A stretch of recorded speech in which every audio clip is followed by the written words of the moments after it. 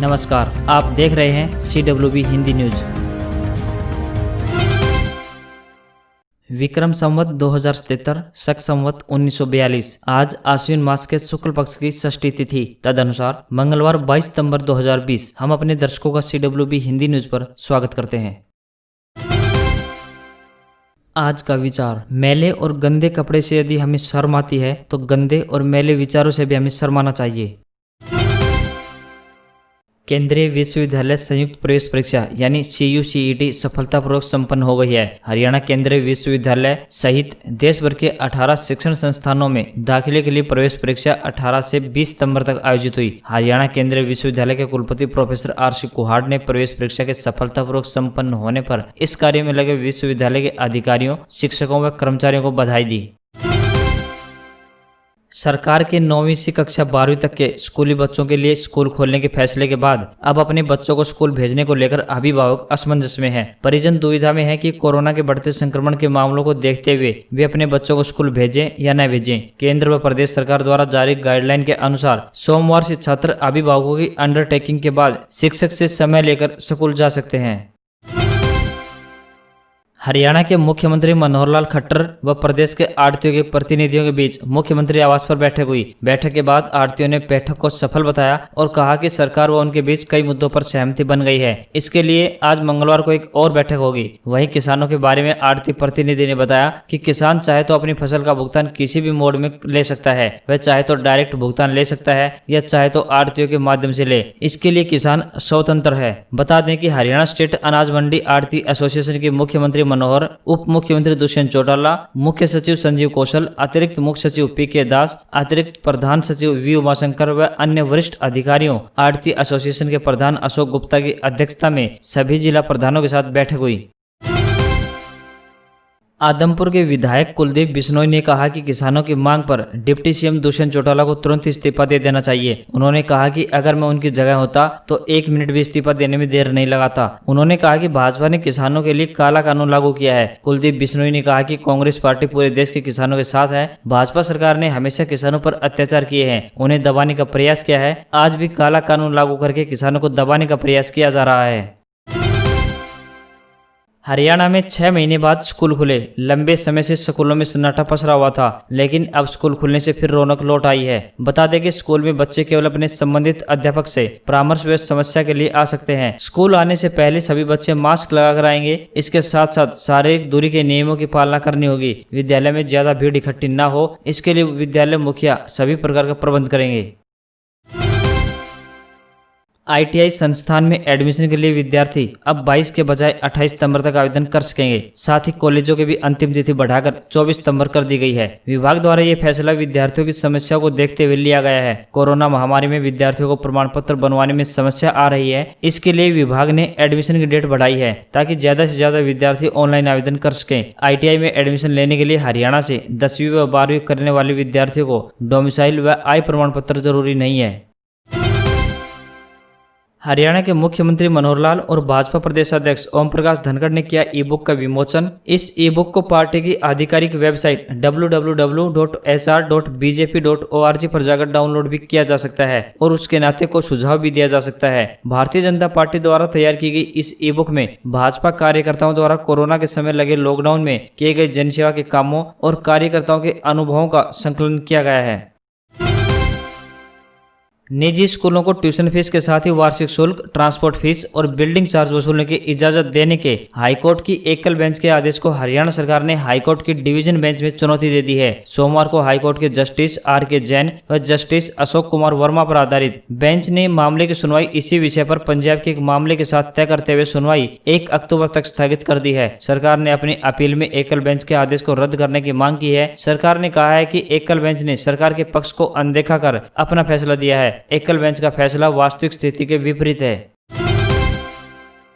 गांव चमकाने की जिद थी, घर घर से कचरा उठवा बनाई जैविक खाद। अब ओडीएफ में पीएम अवार्ड के लिए शॉर्ट लिस्ट। खोलखंड का गांव ढानी कोलाना। यूं तो इस गांव की अभी तक कोई खास पहचान नहीं है, पर यह पंचायत अब जिला ही नहीं अपितु देश भर की पंचायतों के लिए आदर्श बनने की दौड़ में शामिल है। जल शक्ति मंत्रालय के प्रधानमंत्री अवार्ड के लिए इसी गाँव की बदौलत जिला शॉर्ट लिस्ट हुआ है। वही गौरव की बात यह है कि पंचायत की तरफ से किए गए कार्यों की बदौलत रेवाड़ी जिला को जल शक्ति मंत्रालय ने ओडीएफ प्लस में देश के टॉप 10 जिलों में चुना है। फाइनल परिणाम का अभी इंतजार है और गांव को पहले या दूसरे पुरस्कार के लिए चुना जाता है तो 2 अक्टूबर को पीएम के हाथों सम्मान मिल सकता है। पिछले 24 घंटों के अंदर रिकॉर्ड 1 लाख से ज्यादा मरीज ठीक हुए, 74,000 नए संक्रमित मिले और 1,056 लोगों ने दम तोड़ा। देश में अब तक 55,60,000 केस। पिछले 4 दिनों में एक्टिव केस 10,20,000 से घटकर 9,75,000 हो गए। 45,000 एक्टिव केस कम हुए। देश में अब तक 88,965 मरीजों की मौत हुई। सबसे ज्यादा महाराष्ट्र में संक्रमितों ने दम तोड़ा। 2 महिला अफसरों को पहली बार वॉरशिप पर तैनात करेगी नौसेना। ये हेलीकॉप्टरों को ऑपरेट करेंगी। राफेल को भी पहली महिला पायलट जल्द मिलेगी। भारतीय नौसेना के इतिहास में पहली बार 2 महिला अफसर सब लेफ्टिनेंट कुमुदिनी त्यागी और सब लेफ्टिनेंट रीति सिंह को वॉरशिप पर तैनात किया जाएगा। इन दोनों को हेलीकॉप्टर स्ट्रीम में ऑब्जर्वर यानी एयरबोर्न टेक्नीशियंस के पद के लिए चुना गया है। नौसेना में अब तक महिला अफसरों को फिक्स्ड विंग एयरक्राफ्ट तक सीमित रखा गया था। एनआईए के पूछताछ में आतंकियों का खुलासा। 2 दिन पहले गिरफ्तार हुए अलकायदा आतंकियों ने कहा पश्चिम बंगाल के कई राज्यों में फैला है आतंकी संगठन का नेटवर्क। शनिवार को एनआईए ने पश्चिम बंगाल के मुर्शिदाबाद से अलकायदा के 6 आतंकियों को गिरफ्तार किया था। जांच एजेंसी ने आतंकियों के साथ मिलकर काम करने वाले पश्चिम बंगाल के मालदा के 2 लोगों की पहचान की।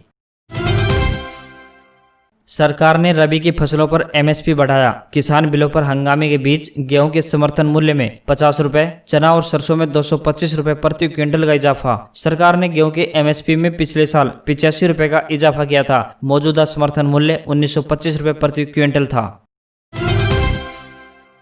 अनलॉक 4 के तहत 4 बड़े बदलाव। 9वीं से 12वीं तक के स्कूल, हायर एजुकेशनल इंस्टीट्यूट खुल सकेंगे। 100 लोगों की मौजूदगी में कल्चरल, पॉलिटिकल और एकेडमिक इवेंट्स भी हो सकेंगे। उत्तर प्रदेश, दिल्ली, उत्तराखंड, कर्नाटक, गुजरात, केरल समेत कई राज्यों ने फिलहाल स्कूल बंद रखने का लिया फैसला। तो वहीं कई छात्रों ने ट्वीट करके स्कूल कॉलेज बंद करने की रखी मांग। कहा इससे कोरोना फैलने का खतरा।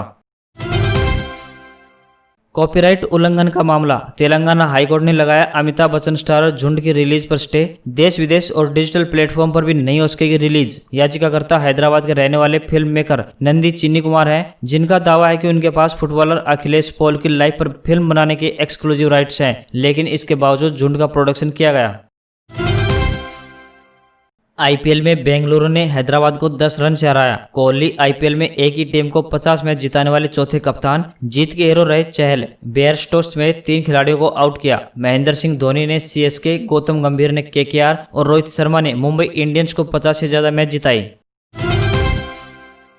बैंक के व्यक्तिगत लोन ग्राहकों को राहत। एसबीआई ने रिटेल लोन की आसान रिस्ट्रक्चरिंग के लिए ऑनलाइन पोर्टल लॉन्च किया। नए पोर्टल के जरिए होम लोन, ऑटो लोन आदि की रिस्ट्रक्चरिंग आसानी से हो सकेगी। ग्राहक नए पोर्टल bank.sbi या sbi.co.in पर देख सकते हैं कि उनके लोन की रिस्ट्रक्चरिंग हो सकती है या नहीं। लोन रिस्ट्रक्चरिंग की योग्यता जानने के लिए ग्राहक को सिर्फ अपने इनकम का विवरण भरना होगा। बीएसई सेंसेक्स में दिन के टॉप से 1052 अंकों की गिरावट, 38,000 के ऊपर बंद हुआ। लिस्टेड कंपनियों का कुल मार्केट कैप 5 लाख करोड़ रुपए घटा। एनएसई में इंडसइंड बैंक का शेयर 9% तक की गिरावट के साथ बंद हुआ। सोने की कीमतें 225 रुपए गिरकर 51,490 रुपए प्रति 10 ग्राम तक पहुंची, तो वही चांदी 577 रुपए गिरकर 67,300 रुपए प्रति किलोग्राम हुई। CBSE exam updates. 22 सितंबर से शुरू होगी 10वीं व 12वीं की कंपार्टमेंट परीक्षा। इस साल करीब 2 लाख स्टूडेंट्स होंगे शामिल। एग्जाम के लिए बोर्ड ने जारी की जरूरी guidelines. Central board of secondary education यानी सीबीएसई की कक्षा 10वीं व 12वीं की कंपार्टमेंट परीक्षा आज यानी मंगलवार 22 सितंबर 2020 से शुरू होने वाली है। इस साल 10वीं के 1,50,198 स्टूडेंट्स और 12वीं के 87,651 स्टूडेंट्स की परीक्षा में शामिल होने की उम्मीद है। परीक्षा सुबह 10:30 बजे से शुरू होगी, जिसके लिए स्टूडेंट्स को परीक्षा केंद्र पर सुबह 10 बजे तक पहुंच जाना होगा। परीक्षा का आयोजन 22 से 29 सितंबर तक किया जाएगा। JNUEE 2020 updates. National testing agency ने JNU एंट्रेंस एग्जाम का शेड्यूल किया जारी। 5 अक्टूबर से शुरू होगी परीक्षा। परीक्षा के लिए एडमिट कार्ड सोमवार 21 सितंबर से ऑफिशियल वेबसाइट jnuexams.nta.nic.in पर जारी किए गए हैं।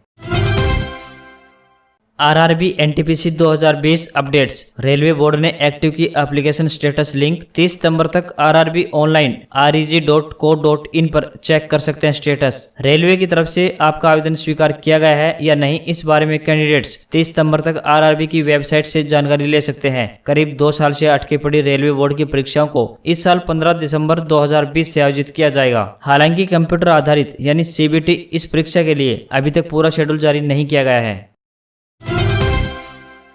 JEE advanced 2020 updates. NTA ने जारी किया परीक्षा के लिए एडमिट कार्ड। 27 सितंबर को होने वाली परीक्षा के लिए परीक्षा पोर्टल jeeadv.ac.in से डाउनलोड करें कार्ड। परीक्षा में शामिल होने वाली कैंडिडेट्स JEE मेन एग्जाम के एप्लीकेशन नंबर और पासवर्ड की मदद से इसे डाउनलोड कर सकते हैं। इस बार IIT दिल्ली की तरफ से 27 सितंबर को JEE एडवांस्ड 2020 परीक्षा का आयोजन किया जाएगा। रूस की कोरोना वैक्सीन स्पुतनिक वी के करीब 120 करोड़ डोज हुए बुक। सौदा करने वालों में भारत समेत दुनिया के 10 देश शामिल। दुनिया भर में 3 करोड़ 12 लाख केस, तो वहीं दुनिया भर में 9,64,000 से ज्यादा लोगों की हो चुकी है मौत। वहीं 2 करोड़ 28 लाख से ज्यादा लोग अब हो चुके हैं स्वस्थ। और अब बात आज के इतिहास की।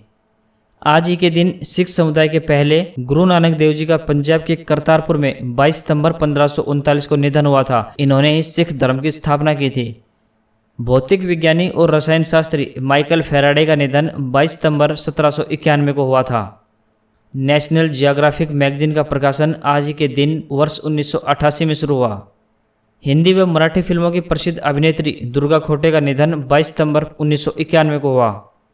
और अंत में भारतीय क्रिकेट टीम के कप्तान और पटौदी के नवाब मंसूर अली खान पटौदी का निधन 22 सितंबर सन 2011 को हुआ।